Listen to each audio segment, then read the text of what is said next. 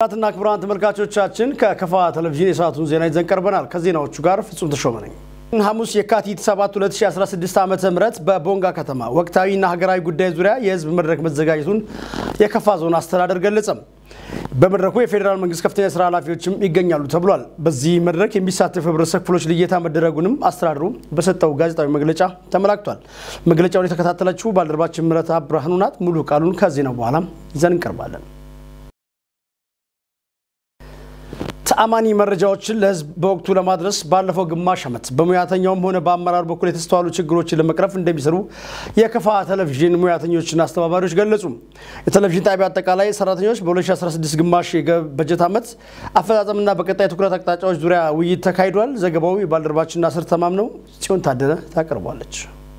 የውይይት መድረኩን በንግግር የከፈቱት የቴሌቪዥን ጣቢያው ስራ አስኪያጅ አቶ አስራት ኃይሌ በዚህ ወቅት እንደተናገሩት ተአማኒ መረጃዎችን ወቅታዊና ተደራሽ ማድረግ የህብረተሰቡን የመረጃ አገልግሎት ማቀላጠፍ መሆኑን ጠቁመው በዚህ ረገድ ሰራተኛው ባለሙያውና አመራሩ የበኩሉን እንዲወጣ ጠይቀዋል።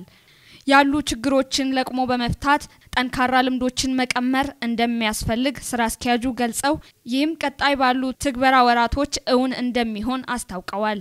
ውይይቱን የተሳተፉ የቴሌቪዥን ጣቢያው ባልደረቦች በበኩላቸው ውይይቱ ገንቢና አሳታፊ መሆኑን በመግለጽ የሚከተለውን አስተያየት ሰጥተዋል። ከዛሬ ከከፋ ቴሌቪዥን እንግዲህ በ2016 በ6ኛ ወር ላይ አጠቃላይ ስራዎችን ገምግመን ሪፖርትም ቀርቦልናል። ከዚህ ሪፖርት ብዙ መስተካከል ያለባቸው ጎኖችም አሉ። በዚህ ልክም የተመዘገቡ ጥሩ ውጤቶች አሉ። ይሄ ጥሩ ውጤቶች እንግዲህ በአንድ ሰው ብቻ ላይ የተመዘገበውና በኔ ባንተ በከፋ ህዝብና በዚህ በዞኑ መንግስት ነውና አሁን እኔን ያገኝቻለሁ እኔን ያገኘው ተመልክ ነው። እኔ ቤት ቦታ ላይ ነው ጠንክሬ ሰራሁት። ቤት ላይ ነው ደግሞ ሳልሰራ ያለፍኩት የምለውን ነገር አገኝቻለሁና አሁን ራስን ያስቀመጥኩት ቦታ አለና አሁን ጠንክሬ ሰርቼ ለከፋ ህዝብ መስራት አለብኝ።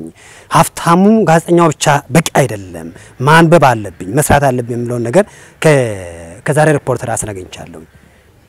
የዛሬው ግምገማ በጣም አስፈላጊና እኛንም ሌላ ጓዶችንም የሚያስተምር መሆኑንና ተቋሙ ደግሞ ከዚህ አንፃር እኛን በዚህ ሁኔታ እንደዚህ ሆኖ በሚቀጥለን ከሆነ ለኛም ጥንካሬ ብርቱ ሆነን የመስራት አቅም ይኖርናል ብዬ ገምታለሁ። ባለሙያዎቹ አክለውም ለአንድ ተቋም ውጤታማነት የሰራተኞቹ አስተዋጽኦ ከፍተኛ መሆኑን ገልጸው ለዚህም ተግባራዊነት የበኩላቸውን እንደሚወጡ አስታውቀዋል። የተቋሙ ስራ አስኪያጅ እንግዲህ ብዙ ጥሩ ነገሮችን ሲገመግም ነበር። እኛም እርስ በራሳችን ሐሳቦችን ያነሳን ነበርና ኩርፊያ ማኩረፌን ጠባቅነትን ትተን እጅ ለእጅ ተያይዘን ከሰራን ምንም ማንሻገረው ነገር የለም። በነገር ላይ ተነጋግረን ተጣይቀን ለአንድ አላማ ስለሆነ ይሄን አላማ ለማሳካት እኛ ተጣይቀን መስራት አለብን። ለዚህም በአንድ ልብ መስራት ነው የሚያስፈልገው የምለው ነገር ለመናገር ነው። አንዳንዳችን እንደተባለው ያንዳንዳችን እጅ ለእጅ ተያይዘን መስራት ያስፈልገናል። እቅድ ማቅረብ አለብን። ባቀረብነው እቅድ መሰረት ደግሞ ተግተን ነው መስራት አለብን። ተግተን ከሰራን ደግሞ የኛ ተቋሙ ከዚህ ከተባለው ውድቀቱ ይነሳል የሚል ግምት ነው ያለ። የትራፊክ አደጋን በመቀነሱ ረገድ የህዝብ ማመላለሻ ትራንስፖርት ማህበራት ሚና ወሳኝ ነው ተባለም። የማኪና መደበኛ ደረጃ 3 የህዝብ ማመላለሻ የግል ባለንብረቶች ማህበር 13ኛ ጠቅላላ ጉባኤ በቦንጋ ከተማ ተካሂዷል። ተጨማሪ ያለ የከፋ ዞን መንገድና ትራንስፖርት ልማት መምሪያ ኃላፊ አቶ ዘመዲያን ዳርጌም ትራንስፖርት በባህሪው መተጋገዝ የሚጠይቅና ለህብረተሰብ በአካባቢ ሳይገደብ አገልግሎት የሚሰጥ ዘርፍ ነው በማለት ሆኖም ግን በአገር አቀፍም ይሁን ዓለም አቀፍ ነባራዊ የኢኮኖሚ መዋዠቅን ተከትሎ የሚወጣውን የታሪፍ ማሻሻያ በመታገስ አገልግሎት በመስጠት የበኩላችሁ ስትወጡ በመቆየታችሁ ልትመሰገኑ ይገባልም ብለዋል። ከክልል ጀምሮ እስከ ታችኛው መዋቅር ድረስ የትራንስፖርት ማህበራት የዋጋ ንረትን ተቋቁመው ያገለገሉ ሲሆን በተጠቃሚው ላይም የሚደርስ ጫናን በመቀነስ ረገድ አሽከርካሪዎችና ባለንብረቶች ትልቅ ኃላፊነት አለባቸው ብለዋል። ነገር ግን ባልተገባ አኳኋን ባለንብረትን ለመጉዳት የሚደረግ እንቅስቃሴ እንዳለ የሚነሳውን አሉባልታም አግባብ እንዳይደለ አስገንዝበው መቼም ቢሆን ለህብረተሰብ አግባብነት ያለው አገልግሎት በማይሰጡ ላይ ግን የሚወሰድ እርምጃ የሚቀጥል ሲሆን ብልሹ አሰራርን የሚያበረታቱ አካላት መታገል ከሁሉም አካላት ይጠበቃል ብለዋል። ጫናዎች በሚኖርበት ጊዜ ከማህበር አመራሮች ጋርም ከአሽከርካሪ ባለንብረቶች ጋርም በጋራ በመነጋገር የምንሄዳቸው ነገሮች እንዳሉ ሆኖ ግን የአገልግሎት ተጠቃሚው እንግልት እንዳይደርስበት ትርፍ ከፍሎ እንዳይሰቃይ ሁሉም የተሽከርካሪ ባለ ንብረትም ይሁን ትራንስፖርቱ ላይ አገልግሎት የሚሰጥ የመንግስት ተቀጣሪ ትልቅ ኃላፊነትና ሚና አለበት። ከዚህ አኳያ በየጊዜው በተለያዩ ሚዲያዎችም ይሁን በተለያዩ አጋጣሚዎች እንደምትከታተሉት የሚመጡ ሮሮዎች ጥያቄዎች ከባድ ናቸው። ስለዚህ የባለ ንብረቱንም የትራንስፖርት ጥያቄ አገልግሎት ላይ ከተሽከርካሪ ጋር ተያይዞ ሊሻሻሉ በመንግስት በኩል ሊሻሻሉ የሚገቡ የተባሉትን ጥያቄዎች የማሻሻል ኃላፊነት አለብን። ለሀገር አቀፍ ፈተና ተማሪዎችን በማጓጓዝ ረገድ ትራንስፖርት ማህበራት ላበረከቱት አስተዋጽኦ ምስጋና አቅርበዋል። በቀጣይ ከአገልግሎት አሰጣጥ ጋር በተያያዘና የሶስት ማህበራት የጋራ PLC በማቋቋም የተሽከርካሪ ቴክኒክ ምርመራ ማሽን ለማምጣት የሚደረገው እንቅስቃሴ የሚደነቅ ሲሆን ይህንን ማሽን ለማምጣት መንግስትም የበኩሉን ድጋፍ የሚያደርግ መሆኑን ጠቁመዋል። በዚህም ከቦንጋ ከተማ ከንቲባና ማዘጋጃ ቤት የቦታ ርክክብ የተደረገ መሆኑን በሪፖርት ተመላክቷል። የቦንጋ ከተማ አስተዳደር ላደረገው ድጋፍም ምስጋና ተችሮታል። የማኪራ ደረጃ 3 የህዝብ ማመላለሻ የግል ባለንብረቶች ማህበር የ2015 የስራ ሪፖርት በማህበሩ ሰብሳቢ አቶ ጌታቸው ጊራወር ቀርቦ ውይይትም ተካሂዶበታል። በተለይም በተማሪዎች ማጓጓዣ ወቅት ከተሽከርካሪ ባለንብረቶች ክፍያ ያለ አግባብ መቀነሱ ቅሬታ እንደፈጠረም በሪፖርቱ ከተነሱ ሀሳቦች ይገኝበታል። በቅርቡም የትራፊክ ፖሊስ አባላት የቁጥጥር ስርዓቱን የሚከታተል ቴክኖሎጂ ስራ ላይ ሊውል ዝግጅት የተጠናቀቀ መሆኑን በባለድርሻ አካላት ተነስቷል። የፈርጅ ጥናቱን ተከትሎ የታክሲ አገልግሎት መጀመር የሚቻልበት ሁኔታ የሚመለከታቸው አካላት ትኩረት ሰጥተው እንዲሰሩ ማሳሰቢያም ተሰጥቷል። በከፋ ዞን ጠሎ ወረዳ በሌማት ትሩፋት ፕሮግራም እየተከናወኑ ያሉ የዶሮና የወተት መንደሮች ተጎበኙ። ተሞክሮን በመውሰድ ሁሉም ወረዳ ወደ ስራ እንዲገባ በጉብኝቱ ወቅት የተገኙት የደቡብ ምዕራብ ኢትዮጵያ ህዝቦች ክልል ምክትል ርዕሰ መስተዳድርና የግብርና ቢሮ ኃላፊ አቶ ማስረሻ በላቸው አሳስበዋል። ምረታ ብርሃኑ የባልደረባችን አንተነህ ፍቃዱ ዘገባ እንደሚከተሉት አቀርባለች። ጉብኝቱ በከፋ ዞን ጠሎ ወረዳ በጋግ መንደርና በኦዳ ከተማ በሌማት ትሩፋት እየተከናወኑ ያሉ የዶሮ የእንቁላልና የወተት መንደሮችና ዘመናዊ የዶሮ ቤት ግንባታን ያካተተ ነው። በጉብኝቱ ወቅት የጠሎ ወረዳ ዋና አስተዳዳሪ አቶ አትርሴ ሻታቸው በኦዳ ቀበሌ ብቻ 80 ድቅል ላሞች፣ 65 ጥጃዎችና በአጠቃላይ በ36 ማህበራት 560 ጥጃዎች እንዳሉ ተናግረዋል። በጉብኝቱ ላይ የተገኙት የከፋ ዞን ዋና አስተዳዳሪ አቶ እንዳሻው ከበደ የሌማት ትሩፋት ስራዎች ከተማንና ገጠርን ማዕከል በማድረግ እየተከናወኑ ስለመሆናቸው ገልጸዋል። በዞኑ ከዚህ በፊት ከተለመደው አሰራር ወጣ በማለት የሌማት ትሩፋት ስራዎች ከባለፈው ዓመት ጀምሮ ንቅናቄ በመፍጠር በእጃችን ያለውን አቅም በመለየት በተለያዩ የሌማት መንደር ተለይቶ በልዩ ትኩረት እየተሰራ መሆኑን ነው አቶ እንዳሻው የተናገሩት። በጉብኝቱ ላይ የክልሉ ምክትል ርዕሰ መስተዳድርና የግብርና ቢሮ ኃላፊ አቶ ማስረሻ በላቸው በበኩላቸው በክልሉ የሌማት ትሩፋት ስራ በትኩረት እየተሰራ መሆኑን ጠቅሰዋል። ለዚህም በጠሎ ወረዳ የተሰሩ ስራዎች አይነተኛ ማሳያዎች ናቸው ብለዋል። በከፋ ዞን ጠሎ ወረዳ በጋ ቀበሌ የተጀመረውን የሌማት ትሩፋት መልካም ተግባር ወደ ሌሎች አካባቢ ማስፋት ያስፈልጋል ያሉት አቶ ማስረሻ ልጆቻችንን ከመመገብ አልፎ ለወገንና ለሀገር ተደራሽ በማድረግ በኩል የሌማት ትሩፋት እየተጫወተ ያለው ሚና ከፍተኛ መሆኑን ገልጸዋል። ከመንግስት የሚወርደውን ተልዕኮ በመቀበል በማህበር ተደራጅተው ይህንን መልካም የሌማት ትሩፋት ተግባር እያከናወኑ ላሉ ለጠሎ ወረዳ አርሶ አደሮች ምክትል ርዕሰ መስተዳድሩ ምስጋናቸውን አቅርበዋል። 122 ሚሊዮን የእንሰት ችግኝ በ2016-17 የበልግ ምርት ዘመን ለመትከል መዘጋጀቱን የደቡብ ምዕራብ ኢትዮጵያ ህዝቦች ክልል ግብርና ቢሮ አስታወቀ። ቢሮ በ2015-16 የምርት ዘመን የበልግ አፈጻጸም ግምገማና የ2016-17 ምርት ዘመን የበልግ ንቅናቄ ለማድረግ የሚያስችለውን ምክክር በቦንጋ ከተማ አካሂዷል። አንተነህ ፍቃዱ በዚህ የንቅናቄ መድረክ ላይ የእንሰትና ካሳባ ምርትን በተመለከተ በቀረበው ሰነድ እንደተመለከተው ከሆነ 122 ሚሊዮን የእንሰት ችግኝ በ147 ሺህ ሄክታር መሬት ላይ ለመትከል ታቅዷል። ይህንን ለማሳካትም 150 ችግኞችን አንድ አርሶ አደር መትከል የምትችልበት ሁኔታ ለመፍጠር የተሰራ መሆኑን ነው የክልሉ ግብርና ቢሮ ያስታወቀው። ለዚህም በተከላው የሚሳተፉ አርሶ አደሮች በስማቸው ተለይተው ድጋፍና ክትትል እየተደረገ ስለመሆኑም በሰነዱ ቀርቧል። ከእንሰት ጋር ያይዞ ትልቅ ችግር የሆነው የእንሰት ልማት ስራ መቀዛቀዝ መሆኑን የክልሉ ምክትል ርዕሰ መስተዳድርና የግብርና ቢሮ ኃላፊው አቶ ማስረሻ በላቸው አስረድተዋል። እንሰትን ለምግብነት በማዘጋጀት በኩል ያለውን የስራ ጫና ለመቅረፍ እንዲቻል በቀላሉ እንሰትን የሚፈቅ ማሽን ስራ ላይ እንዲውል መደረጉንም ተናግረዋል። ከካሳቫ ልማት ጋር ተያይዞ በ2015 የምርት ዘመን 236600 ችግኞች ተዘጋጅተው እንደነበር ያስታወሱት የቢሮው ኃላፊው ካሳቫ ከሚያስገኘው ኢኮኖሚያዊ ጠቀሜታ ጠቀሜታና ሌሎች ጥቅሞች አንጻር የተፈጠረውን መልካም እድል ማስፋት እንደሚያስፈልግም አብራርተዋል። በዚህ ዙሪያ አስተያየታቸውን የሰጡ ተሳታፊዎች በበኩላቸው የስራ ስር ምርቶችን የማልማት ልምድ ቢጠናከር በቀላሉ ተጠቃሚ መሆን እንደሚቻልም ገልጸዋል። አስተያየት ሰጪዎቹ አክለውም እንሰት ድርቅንም ሆነ ሌሎች ችግሮችን የመቋቋም አቅሙ ከፍተኛ ስለሆነ ማስፋፋት አለብን ብለዋል። አሁን ላይ የተስተዋለ ያለውን የኑሮ ውድነት ለማረጋጋት ካሳቫና የእንሰት ምርት ወሳኝ ሚና እንዳላቸው በማመን ወደ ስራ መግባት እንደሚያስፈልግም በዚሁ ጊዜ ተገልጸዋል። አርሶ አደሩ አልፎ አልፎ እንሰትን በመንቀል ሌሎች ምርቶችን የመትከልና የማዛባት ሁኔታ ውስጥ የገባ በመሆኑ ይህንን ማረም የሚያስችል ግንዛቤ የመፍጠር ስራ መሰራት እንዳለበትም አስተያየት ሰጪዎቹ አብራርተዋል። የደቡብ ምዕራብ ኢትዮጵያ ህዝቦች ክልላዊ መንግስት ግብርና ቢሮ ኃላፊ አቶ ማስረሻ በላቸው አሁን ላይ ጤፍን እየተካ የመጣውን የካሳቫ ምርት ትኩረት ሰጥቶ መስራት ያስፈልጋል ብለዋል። የቢሮ ኃላፊ ከእንሰት ምርት በሽታ ጋር ተያይዞ በመድረኩ ለተነሳው ሀሳብ ከክልሉ የግብርና ምርምር ኢንስቲትዩትና ማዕከላት ጋር በመቀናኘት የሚሰራ መሆኑን ጠቅሰዋል። የአድዋ ድልን የሚዘክር ሙዚየም በሀገሪቱ መዲና ተመርቆ ለአገልግሎት ክፍት መሆኑ ፋይዳው ብዙ መሆኑን የታሪክ ባለሙያው መምህር ሰለሞን ኪዳን ገለጸ። ባልደረባችን ምረታ ብርሃኑ ከታሪክ መምህሩ ጋር ያደረገችው ቆይታ ተከታትለን እንመለስ። ከ128 ዓመታት በፊት የተገኘው ድል በታሪክ አዋቂው አንደበት ይገለጽ። አድዋ በተለይ በጥቁር ህዝቦች ታሪክ እጅግ በጣም የምንኮራበት ትልቅ የሆነ የታሪክ ጥፋት የፈጠረበትና አውሮፓውያን በዛን ዘመን ማለት ነው በ19ኛው ክፍለ ዘመን መጨረሻ አካባቢ በስልጣኔውም የሄዱ ናቸውና አፍሪካ ውስጥ በምንም አይነት ሁኔታ እንደነዚህ አይነት ተቃውሞም እንደዚህ አይነት ድልም ይገጥመናል ብለው ባላሰቡበት ሁኔታ አውሮፓውያንን ያስደነገጠ ድል ነው የአድዋ ድል ማለት ነው።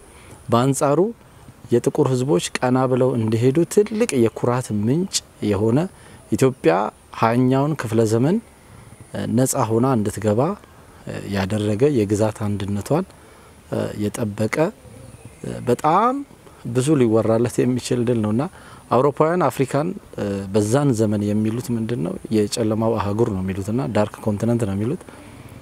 ያ ከዛ የጨለማ አህጉር ብለው ለሚሉት ያንን የጨለማ አህጉር የማሰልጠኑ ኃላፊነት የኛ ነው የሚል አይነት አመለካከት በነበራቸው ወቅት ምስራቅ አፍሪካ ላይ ያለች እነሱ ፍጹም ከማይጠብቋት ጥቁር አፍሪካዊት ሀገር ያን የመሰለ አስደማሚ የሆነ ድል መገኘቱ በአውሮፓውያን ዘንድ ስጋት ድንጋጤ የፈጠረ በዓለም ጥቁር ህዝቦች ታሪክ ደግሞ እጅግ በጣም ከፍተኛ የሆነ የታሪክ ጥፋት የፈጠረ ድል ነውና ይህን ታላቅ ድል ለመዘከር በመዲናችን አዲስ አበባ ከሰሞኑ ተመርቆ ለጎብኚዎች ክፍት የሆነው ሙዚየም ዙሪያ መምህር ሰለሞን ያሉት አለ።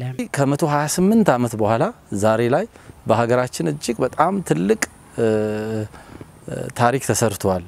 አዲስ አበባ ላይ በተለይ አድዋ 00 ፕሮጀክት በሚባል ወይንም በተለምዶ ፒያሳ ብለን በመንለው አካባቢ ላይ የተሰራው የዚህ የአድዋ መታሰቢያ ሙዚየም በእውነት ማመስገን ፈልጋለሁ። እንደ ታሪክ መምህርና እንደ ታሪክ አስተማሪ እንደ ታሪክ ምሁር ለአድዋ የሚመጥን ሙዚየም በዚህ መልክ መሰራቱ እጅግ በጣም ሊያስመሰግን የሚገባው ትልቅ የታሪክ አሻራም ነው ተትቶ ያለፈው ቅርስም ነውና ያለው የቱሪስት ፖቴንሻልም በጣም ከፍተኛ ነው። ይሄን ለመጎብኘት እኮ ብዙዎች ይመጣሉ ከሀገር ውስጥ ባሻገር ለአፍሪካውያን ትልቅ የኩራት ምንጭ ነውና እንደዚህ አይነት ሙዚየም በአፍሪካም በዓለምም የለም። በነገራችን ላይ ለነጻነት በዚህ ልክ የተገነባ በዚህ ልክ የታነጸ አለ ብዬ አላሰብና ያው ሁሉ አቀፍ ነው። ቴክኖሎጂውንም ታሪኩንም ብዙ ነገር ያቀፈ እንደመሆኑ ሙዚየሙ እጅግ በጣም ገራሚ አስደማሚ ነው ብዬ ኢትዮጵያንም የሚመጥን ነው ብዬ አስባለሁ። ኢትዮጵያ ካላት የብዙ ዘመን ታሪክ አንፃር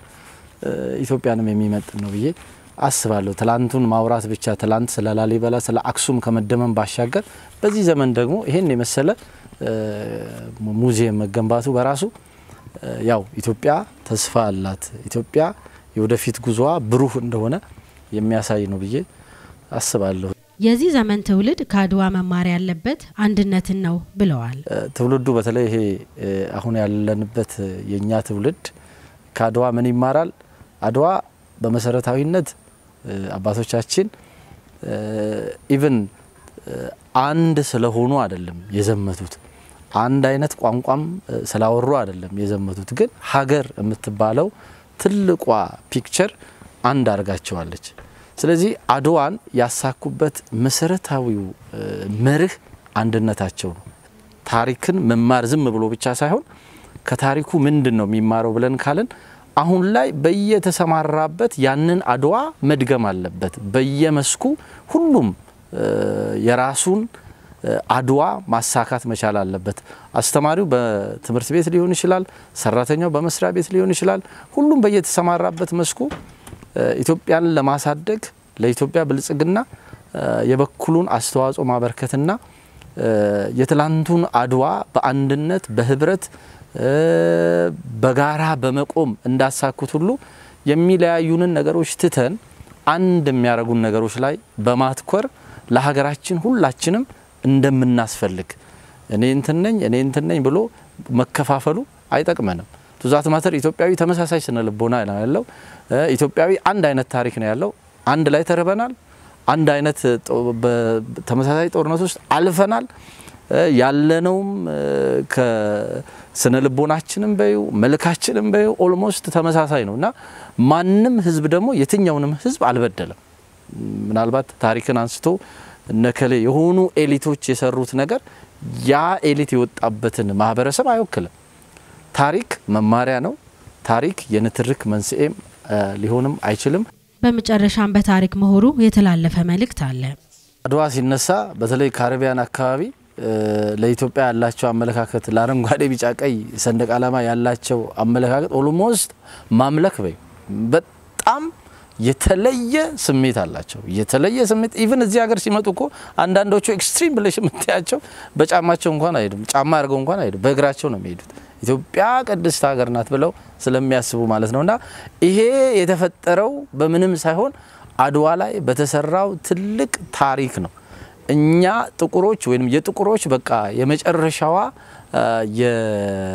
የተስፋይቱ ምድር ተብላ ነው በነገራችን ላይ በእነዚህ በተለይ በጃማይካዎች ዘንድ ኢትዮጵያ የምትወሰደውና እውነት ነው እንደኛ እንደነሱ ለኢትዮጵያ እነሱ የሰጡትን ቦታ ያህል እኛ አልሰጠንም እነሱ ለአድዋ የሰጡትን ክብር ያህል እኛ አልሰጠንም አሁን ግን ጊዜው መጥቷል አሁን እየሆነ ያለው ከዚህ ከሙዚየሙ ጋር ተያይዞ ያለው ነገር ስንመለከት ተስፋ አለ ወደፊት ደግሞ የተሻለ ነገር ይሆናል የሚል እምነት አለን ያው በዚህ አጋጣሚ እንግዲህ ሁሉም ሰው በሚችለው አቅም አዲስ አበባ በሚሄድበት ጊዜ ይሄንን የአድዋ መታሰቢያ ሙዚየም እንደምንም ብሎ መጎብኘት ቢችል ምን ያህል በታሪኩ ሊኮራ እንደሚችል ሊደመም እንደሚችል ያላወቃቸው ብዙ እኔ ምናልባት የታሪክ አስተማሪ ሆኜ ራሴ ያላወቁት ብዙ ነገር ላይ ይችላልና ሄዶ ማየት ቢችሉ እና በየአካባቢያችንም ያለውን ደግሞ ታሪክ